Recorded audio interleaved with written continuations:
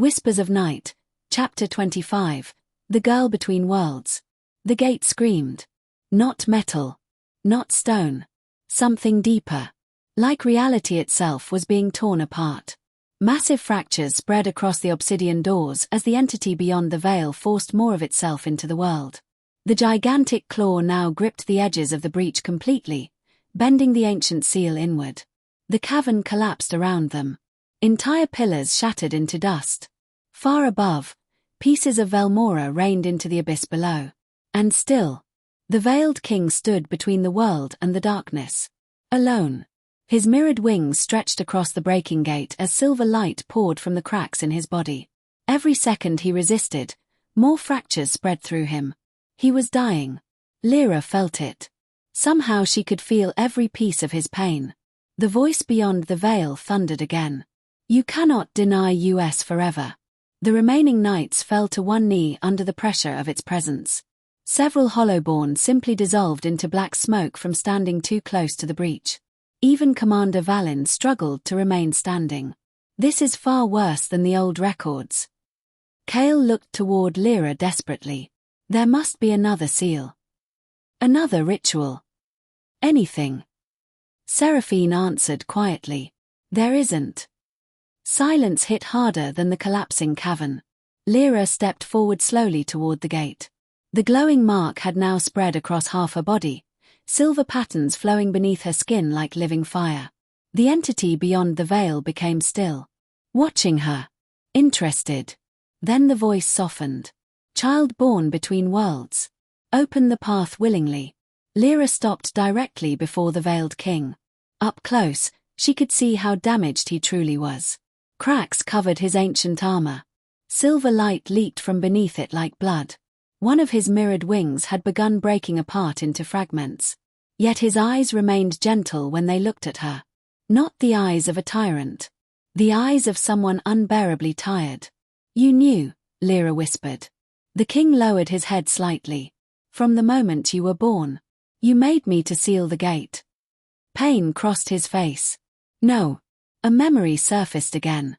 Aurelia standing beside the dying king as the sky collapsed. Seraphine holding a newborn child. The king whispering. She deserves a choice we never had. Lyra's breath shook. You wanted me to live free.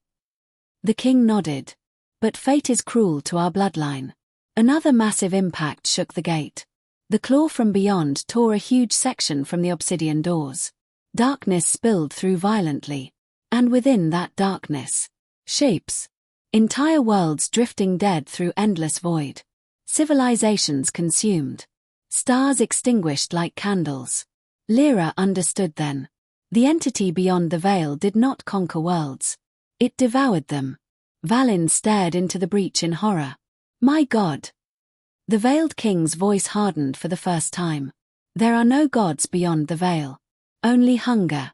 The entity laughed. A sound vast enough to shake the sky above Velmora. Then suddenly, the cracked moon overhead split completely in half. Silver fire rained across the city.